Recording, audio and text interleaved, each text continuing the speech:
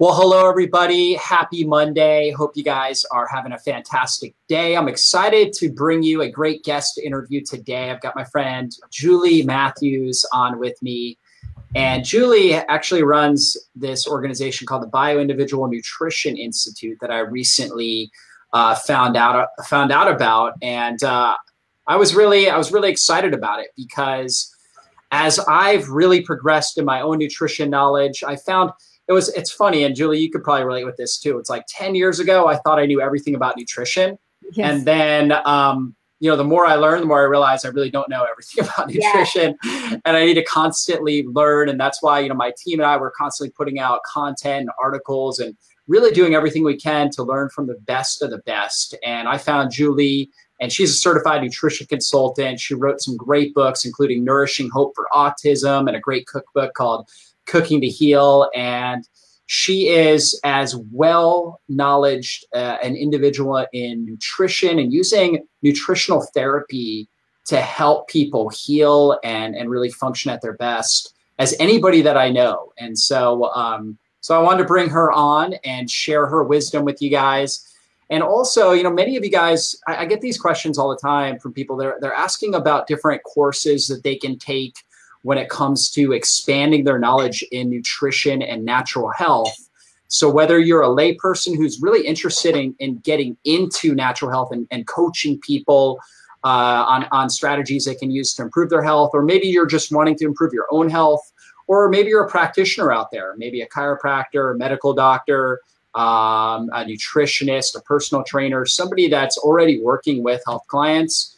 Julie has a fantastic program, the BioIndividualized Nutrition Institute. In fact, I think so highly of it that I went ahead and I'm actually having some of you guys know Melissa and Danielle, who do a lot of the Facebook Lives on our channel here, as well as Michael, some of my top writers, and Shirley. They're all going through this course because, as a team, we always want to sharpen our skills and get better. And so we couldn't have a better mentor than Julie right here to help us out. So Julie, welcome to the Dr. Jockers group, Facebook group here, YouTube channel. So this is your debut, but you'll be back for some other special edition shows down the road. So really appreciate having you on. I'm thrilled to be here.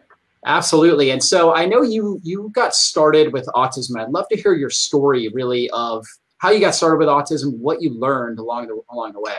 Sure. So it's as you said, for the last 16 years, I've been specializing in autism spectrum disorder. And what I learned as I started working with families, firstly, was that when I would help the child get better, then the mom who had IBS would get better, or the dad who had an autoimmune condition would get better. So I started to look at what I know what the underlying pathways are in autism that are improved by these various diets, but how does this improve the family member with something different? And then, of course, I realized autism is just a chronic disease like all other ones. It just happens much younger in life. And so the things that we can apply to address the underlying biochemistry, the immune system, inflammation, oxidative stress, mitochondrial dysfunction, detoxification issues, they're the same principles that we can use because the underlying factors are the same. So I started to realize, wow, this body of knowledge that I've been gathering for families with autism actually apply to chronic disease in general. So when I started working with families, there was one diet at the time. There was the gluten-free and casein-free diet. And so actually there were two. There was that one and the low salicylate or the Feingold diet. And so, there's always someone that says, oh, this diet's the diet that everybody needs. You need to do this diet. In fact, if you don't do this diet, your child will never heal. So, there's all this fear and everything. So I realized when people come into my practice, there were some people that did amazingly well with a particular diet. So I started to look at who does really well with that diet. This diet can't work for everyone because I started to see people that would do that diet that would come to see me and say, I feel terrible doing this diet. So instead of jumping onto one diet and saying, oh, this is the diet everybody needs, I realized, oh, the reality is these people do really well with this diet. These people do really well with this diet. What are those common underlying factors? What are the symptoms that help me indicate which diet one person might need? What is the underlying biochemistry? What do the labs say? What do the genetics say? So I've basically spent the last 16 years in a very specific topic, which was autism, but I was applying all these different principles to that one thing and seeing how they improved. So that's basically what I do for families with autism. And then I just realized, wow, all these practitioners were asking me, will you teach me what you know? And then some of them didn't work with autism. And I said, you know, this is going to help with whatever your condition is. So let's talk about chronic disease in general and how do we pick the right diet or right combination of dietary principles for that specific person. Yeah, it's so good. And I think what we're learning in 21st, it's 2018 now, is just like you talked about, we've got to really customize a health plan to specific individuals. So there are certain foundational principles that, can move people in the right direction. But especially when we're dealing with these really chronic health conditions, we have got to get a lot more specific with it. And that's really what you're so good at. And that's why, again, I'm learning from you with all of this. And so what are 3 questions nutrition professionals must ask for better results? Sure. I wanted to pick, I actually printed out my PDF here, which all of you, by the way, have access to. And I just wanted to pick 3 of the questions I created for practitioners to help them figure out, how are you going to figure out which diet is right for someone, and how do we break up through some of the myths and the challenges associated? So the first one is, have you made healthy diet changes to your patient's diet and yet they have more symptoms now? And actually, I get this a lot, but people don't always realize it's a question to ask, because they think, if I made the diet healthier, then it must be an anomaly that we're seeing problems, because these things are supposed to be great for everybody. And the truth is, they're not always great for everybody. So that's one of the things I think is really important to talk about. There are really great principles out there that I love, like fermented foods and bone broths and getting rid of too many grains or eliminating them altogether, or all of these types of things. And generally speaking, I think these are all wonderful principles. The challenge is that some of these diets will employ these principles, and unbeknownst to them, might be adding extra problematic things that they don't realize. For example, someone might say, I decided to get really healthy, so I started adding spinach to every single one of my smoothies. And then they think, I actually feel worse now. Well, it can't be the smoothie, because look at all this good nutrition. It's got to be something else. But the reality is that certain foods like spinach, as an example, can be really high in oxalate. And that oxalate can create oxidative stress and inflammation and pain and affect thyroid function and all sorts of things, where this food that might have good folate and calcium and all these other things, we're not able to access those, or the negatives outweigh the positives. Another example of that might be they go grain-free, and which, again, I think can be a really great principle. But if people don't realize and think, ooh, well, now I can do nut flours because I'm doing this grain-free diet and they allow nut flours. So, I'm going to take my, maybe my child on the spectrum who loves muffins, or whoever it might be, I'm going to hack the system and I'm going to make nut muffins for them. And then they have an enormous amount of salicylates from the almonds, or oxalates from the cashews, or whatever it might be. And again, they end up feeling worse rather than better. So that to me is principle number 1. Oh, the other one I love is chia seeds, which is like the new health food that everybody needs. And people are doing puddings, and people are putting it in their kombucha and all this stuff. Well, chia seeds are also outrageously high in oxalate. Now, oxalate's not the only issue. We talked a bit about grains and salicylate and other things, but those are just a few examples that health foods are wonderful. Sauerkrauts and broths that I mentioned, also really wonderful. I love to add them. They're in my food pyramid. I add them as much as possible. But if for you have histamine issues or glutamate issues or sulfation issues or something, for you, those foods might be creating all sorts of negative symptoms, and you'd never think to question these foods because they're the holy grail of health foods. And so I really like to let people know, you really need to look individually. So that's probably my question number 1 for people. Question Yeah, number two. and Julie, Yeah. what I've found is that, I mean, it's even more important now than ever before. When I first started working with people, like, basically 10, 15 years ago, it seemed like it was easier to get people well. And now, we make a lot of these dietary changes, get them on a real food diet, off processed foods, things like that. And you're right, I'm seeing, and of course I'm seeing very challenging health cases. And it's like, putting them on real foods, I see 50% of them actually get worse, or, if it's just changing their diet to real food. And I think a lot of the people that are actually listening in are like, yeah, I've made a lot of dietary changes and I'm not getting better.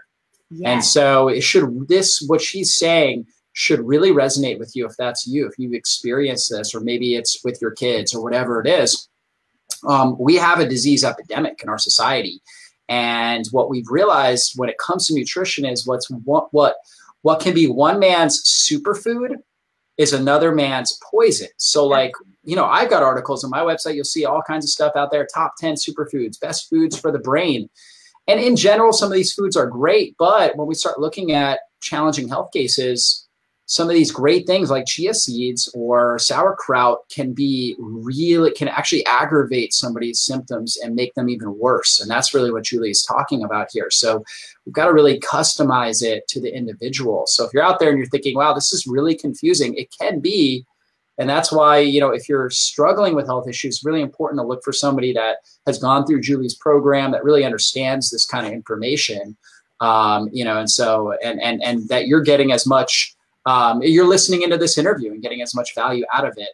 And I'll also post a link where we talk more about this, so you can get more information. And if you have questions, feel free. I see a lot of you guys coming on. Feel free to ask questions. I'll go back later and try to address as many of those questions as possible for you guys, okay? But anyways, with that said, I don't want to slow Julie down because she's on a roll. So go with number 2 here. That's great. And the second one is, does your patient have laboratory markers of dysbiosis? And so I think people are getting more familiar now with some of the diets that can be really helpful for the gut, taking out grains and things if someone might have some dysbiosis, or FODMAPs, many of us are now aware of for SIBO and things like that. Those can be, really helpful principles. But some people aren't aware of other things that can really be a problem. One of the ones that I find most interesting is oxalates. And people will say, oh, well, you don't need to address oxalates. The microbiome handles oxalates. So just just boost up the microbiome and don't worry about the oxalates. If you boost up the microbiome, the oxalates will take care of themselves through the good bacteria. Well, the challenge to that is that is not necessarily true. In a perfect world, that might be true. But the challenge is that oxalates can actually kill bacteria. So if we have too much oxalate, even though theoretically good bacteria can break some of that down, if the good bacteria is overwhelmed with oxalate, it can actually kill off that good bacteria and make it difficult for that good bacteria to grow. And so this is one of those examples where sometimes I think people simplify dietary changes too much, and we start looking at, oh, well, just take care of the microbiome, whatever that means, and you won't have to deal with any of these other principles. But I found that to not be true at all. In fact, sometimes we add more of the things that are causing the challenge rather than getting rid of them. So, for example, in that case, grain-free, I love grain-free for people with gut issues, but depends what you're going to substitute. If you're going to put lots of vegetables and some protein and things, that might be great. But if you're going to, again, substitute those 9 nut muffins a day, you might end up with a worse dysbiosis and gut issue because of, in this example, the oxalate issue. And that's just one of the possible issues. If we've got dysbiosis, then it depletes our sulfation pathway, and that can make it very difficult for us to process these really great polyphenol-rich foods like turmeric and all these wonderful antioxidant, anti-inflammatory healing spices and herbs and all of these kinds of things. So I think looking at dysbiosis is really important, and we want to be careful not to simplify our principles too much, because then we're going to miss out on, I think, some of the challenges that can be associated with even some of these really good diets that can be helpful if we inadvertently aren't applying them in the way that that individual needs. Yeah, absolutely. I totally agree. And yeah, oxalates are a big thing. I know my health coaches, we look at the Great Plains Lab organic acid test. If you're out there and you've seen some of our content, we've referenced that lab test quite a bit. And we'll see a lot of people with elevated oxalates on that. And oftentimes associated with yeast as well, yeast overgrowth, which can be, is very, very problematic from people drinking tap water, from chronic stress, from processed foods, all kinds of stuff like that that can aggravate that. And just like you were saying, there's a bacteria, Oxalobacter, that should be breaking down oxalates in our system. However, many people don't really have diminished supply of Oxalobacter, right? Absolutely. And you're seeing that. The research shows that even one round of antibiotics sometimes can diminish your population for even years. Yeah. So, yeah. Yeah, and then you've got foods like spinach and beets and raspberries that, you would think these are amazing, healthy foods, but they're high in oxalates. And if you can't metabolize the oxalates, you're going to have problems. And oxalates, really, they're plant-based defense systems. So we're all familiar with how animals defend themselves. They're either going to fight or run away, fight or flight when somebody's trying to kill them. But with plants, they can't do that. So instead, they actually have, over years, thousands of years, developed these different compounds that weaken their predators. And oxalates are one of those compounds. Now, our body developed this adaptation with Oxalobacter to where we could adapt, we could consume them and adapt. But just like Julie said, one round of antibiotics, I've never been on antibiotics in my life. However, when I was growing up, I would drink milk, right? Basically just non-organic milk, or I would eat non-organic chicken. And guess what's in that? Antibiotics, right? So that's also going to impact our gut. And so it's not even just the prescription, it's also what's in the food that we're consuming. So we got to look at that as well. Okay, Absolutely. Do you have anything else to add to that? No, that's good for those. And then so let's talk about which healing diet is right for your patient, right? This is a great question that I'm always trying to ask myself when I'm working with somebody. So there's certain principles that I usually will start with. Number one is I like to reduce sugar and grains. I think that's kind of a universal thing, right? Obviously I want to reduce gluten. Gluten is going to increase intestinal permeability in pretty much everybody. So I try to reduce that. Number two is I always try to get rid of bad fats, processed oils, things like that, and focus on good fats, right? So it's going to be olive oil, coconut oil, avocados, things like that. So I start with trying to get healthy fats in the diet, get rid of all the processed fats, and then change the meat from conventionally raised to more organic, pasture-raised animal products. But then from there, it's like, okay, there's a lot of different versions of what we can do and, how to customize it. And so, how would you figure this out? What's your take on what the best healing diet is for somebody? That is probably the $1 million question. Yeah. That is what I literally spent 16 years figuring out how to do. And to me, there's probably about 15 really solid diets that I use in my practice.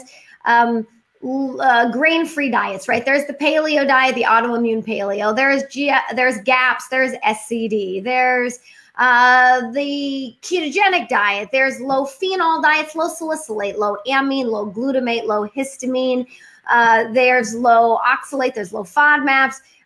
Those are some of them. And so what I've tried to do is figure out, well, how do I figure out who needs what?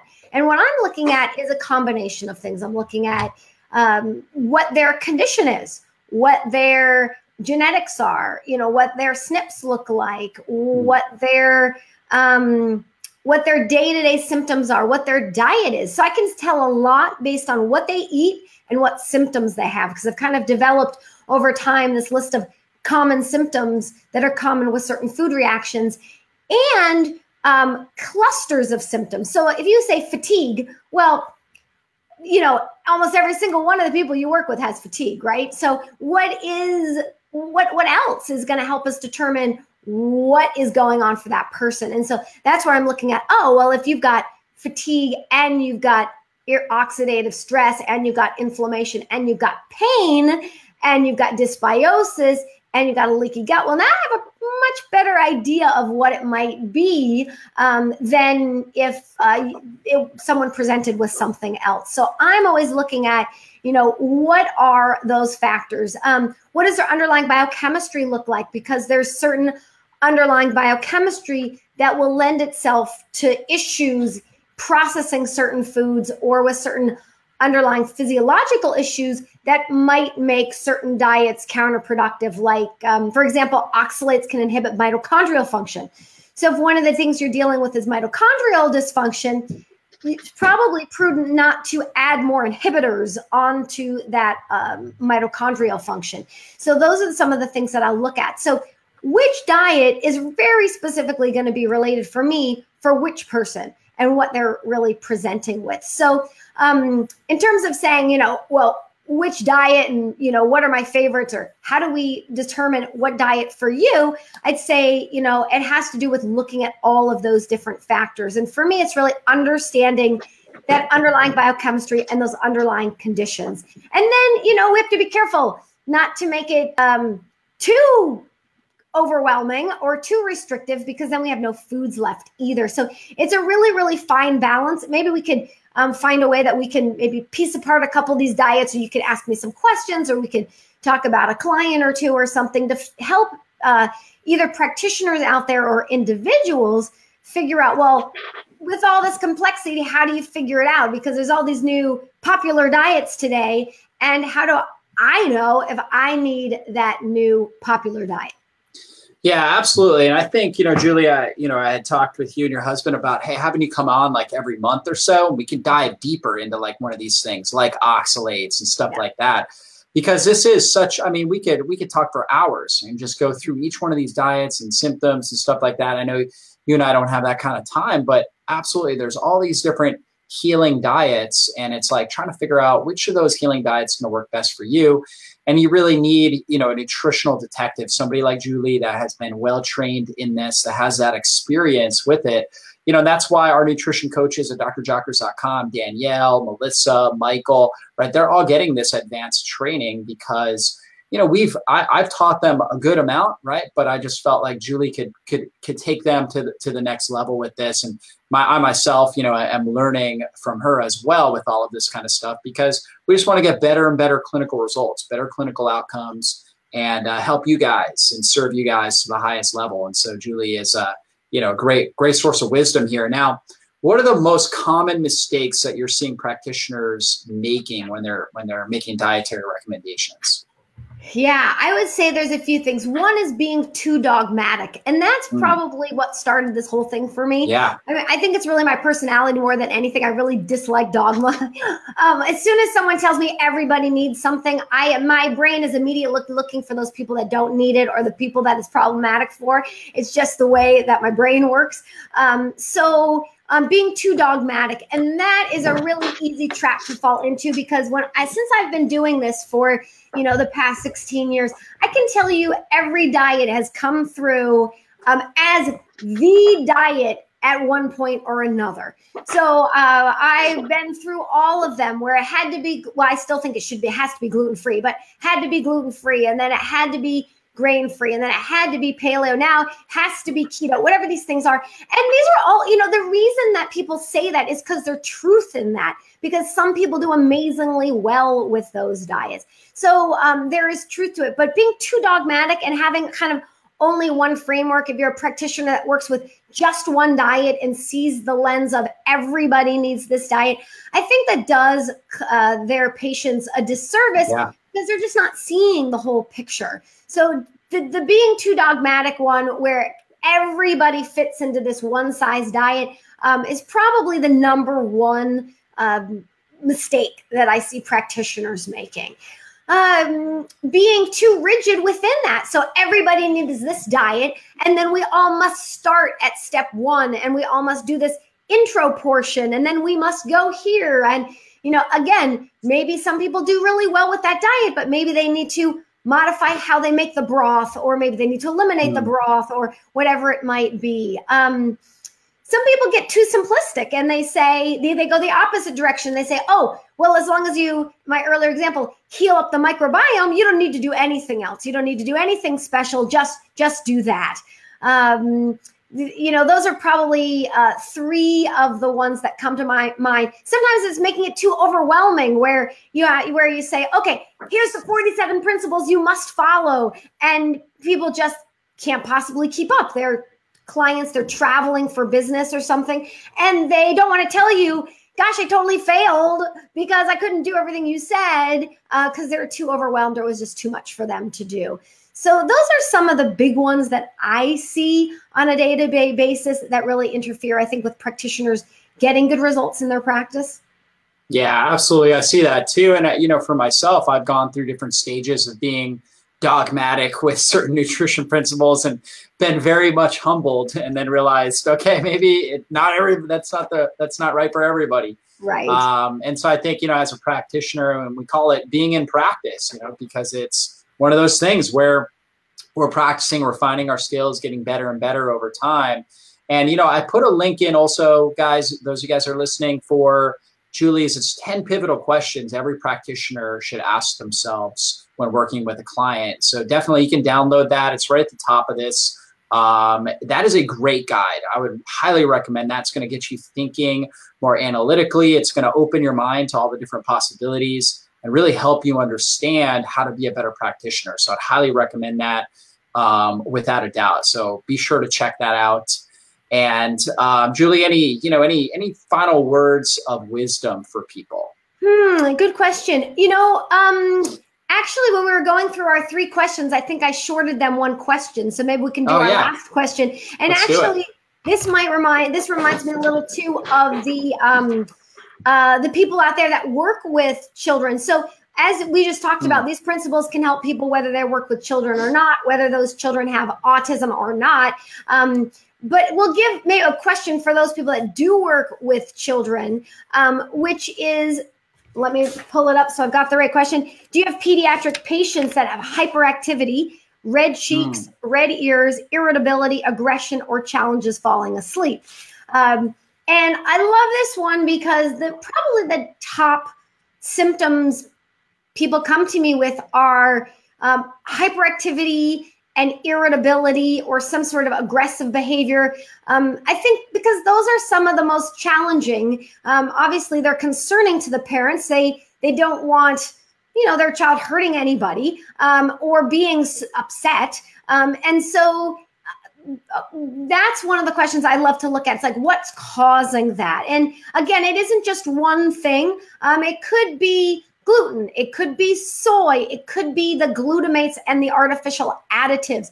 But one of my favorite ones, it's only my favorite in that it's so common, and when practitioners or parents know this, it can be so helpful, which is this concept of salicylates. And salicylates are found in really wonderfully amazing foods. So a lot of people, like we said earlier, might add a lot of them to a diet. So someone might go gluten-free and think, ooh, I'm going to add berries and grapes, and I'm going to add more whole foods and fruits and things to my child's diet, which again, I think is wonderful.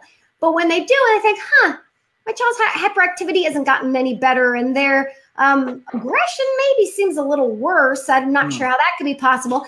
And then we look and we go, salicylates. Salicylates are in these polyphenol-rich foods or these phenolic-type foods, and they can create red cheeks, red ears, hyperactivity, irritability, aggression, challenges sleeping, challenges with digestive problems, sensory issues, learning issues, sensory processing of various types, overly crying or emotional, things like that. And people often never think, gosh, could it be all these wonderful new healthy foods that I added? And again, I'm not discouraging anyone from adding healthy foods. I just want them to see that if this sounds like you or your child, it might be something to look at. Also, things like ketchup. So kids that love to put ketchup on everything. Well, ketchup is very high in these compounds. And for these people that can't process them, they can create a lot of very significant symptoms for them. So it's one that I like to share because I had a client once that had aggression every day, multiple times, just out of the blue. And his mom was getting very concerned about his overall health, or about his, not only his health, but what was she going to do about therapists if they kept quitting because they were getting injured. And so we took out salicylates, and boom, like that, almost all the aggression was gone overnight. Wow. And so, you know, people get put on very strong psychiatric medication for aggression. I mean, if it could be something so simple as foods, you know, let's start with food first when we can, if it can make that dramatic of a difference. And I think people don't realize how dramatic something like food can be, but I'm here to say I have seen firsthand how it can play a huge role. So, you know, I think that's kind of a good kind of tip to leave practitioners and parents with before we go. Yeah, it's so important. I mean, food is really biological information. It's talking, it's, you know, it's communicating with our DNA and how to express itself. And so, you know, again, food can be used to heal our body, and it can also, unfortunately, be used to hurt, right, and cause more harm to our body. And so we've got to have an intelligent approach with this, especially when we do have these chronic health issues. You know, then we even need an even more intelligent process. And so when you're working with a client, let's say, you know, you have somebody with autism or ADHD, a child with ADHD, or really somebody with fibromyalgia, for example, as they start to make changes in their diet and lifestyle, what do you tell them as far as progress? Like, I know for myself, I say, hey, we should see like a 10%. My goal is like a 10% improvement per month. You know, if we're not seeing that, probably missing something somewhere, right? Would you agree with that? Yeah, that's a great way to put it. I usually say it a little slightly differently, but absolutely. When I'm usually, you know, it's one of those balances. Like if we say you're going to receive results in this, you're not, you know, it's going to take you 6 months till you see any results.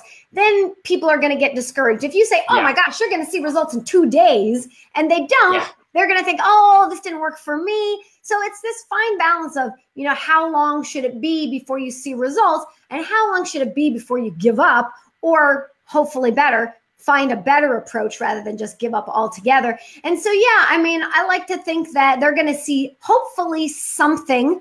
Typically, again, it depends on the diet. With some diets, they might see like dramatic improvements in 5 days. In the other ones, like oxalates, you're right, it might be like 10% per week over the course of, you know, a few months or something like that. But yeah, I do want to see hopefully some results fairly quickly. And I'm hoping to see some really good lasting results in a number of months. And if I'm seeing nothing after a number of months, I'm going to look at changing that approach. Am I missing something? Do I need to tighten down the principles? Do we have a principle that's counterproductive to the things that we're doing? And you know, so for example,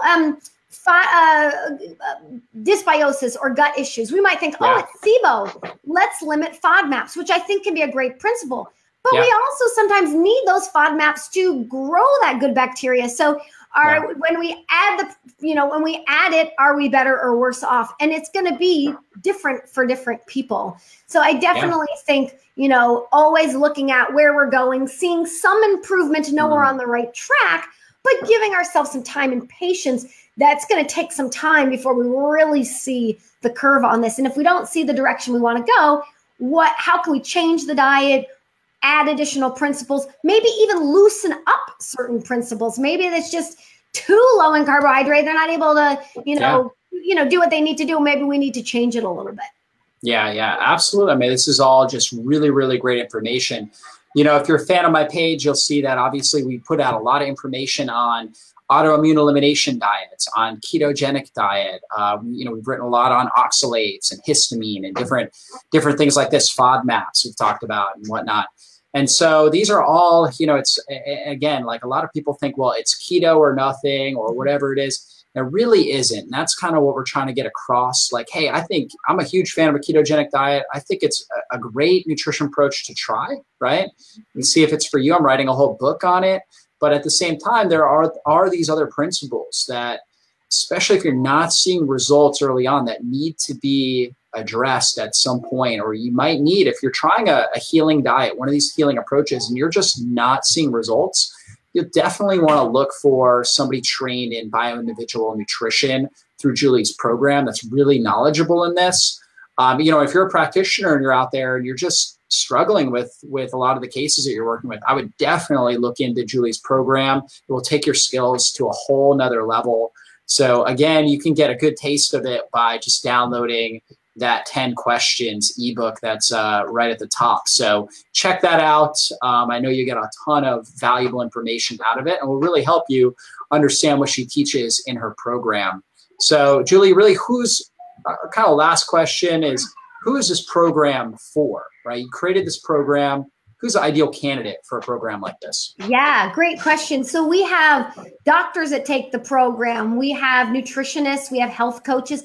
We even have individuals that decide that they want to take the kind of healing into their own hands and kind of be their own diet detective and work on that portion themselves, because it can be expensive to go to these practitioners. And if they feel like they can, you know, kind of do their best to understand this one side and work on that one side and then get the support they need. So we have everybody, like I said, from doctors down to the individual that wants to learn more about it. And I think you have a great point, even on your keto thing.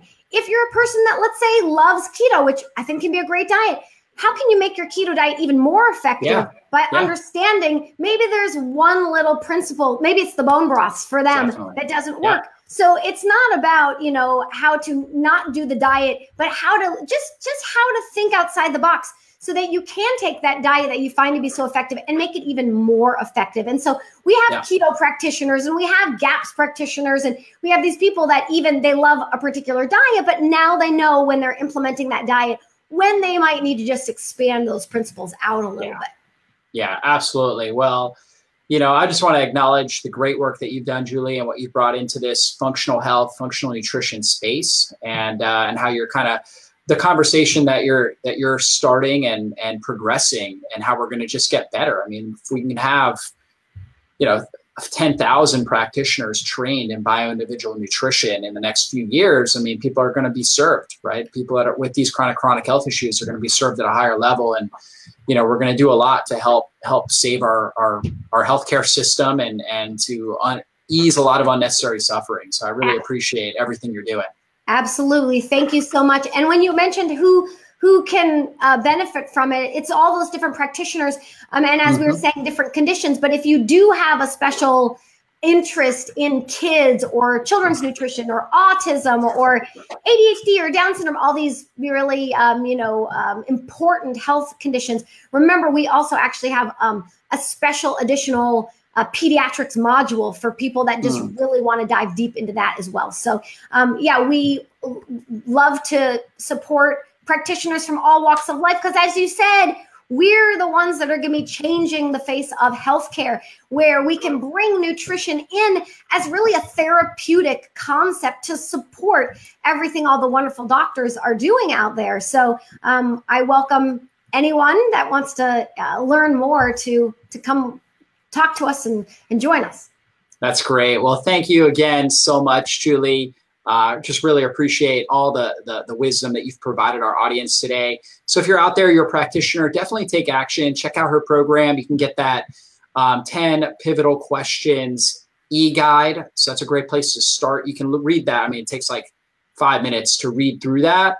And, you know, from there, you'll also end up getting some emails that help kind of elaborate on what that ebook gets started, the conversation that gets started. And that's going to really help refine you. And then if you want to go deeper, definitely join Julie's program. You've got an enrollment coming up here pretty soon, right? New semester?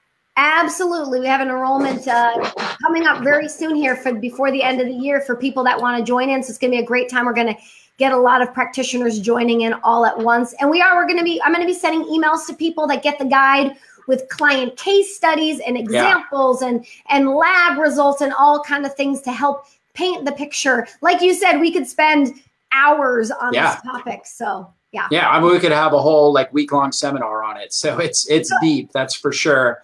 But you know, for the audience out there, I plan to bring Julie on. We're gonna have special topic once a month or so that we can touch base on, like oxalates or histamine and stuff like that, because she's just a wealth of knowledge. And my whole team is going through her training. So, if you are looking for a health coach, you can go and they could find, somebody that's already certified, I guess, just by searching. I can't remember the link. I'll post that. I'll find it. Okay, great. And I'll post that later. You can find somebody who's already gone through and is fully certified in her training.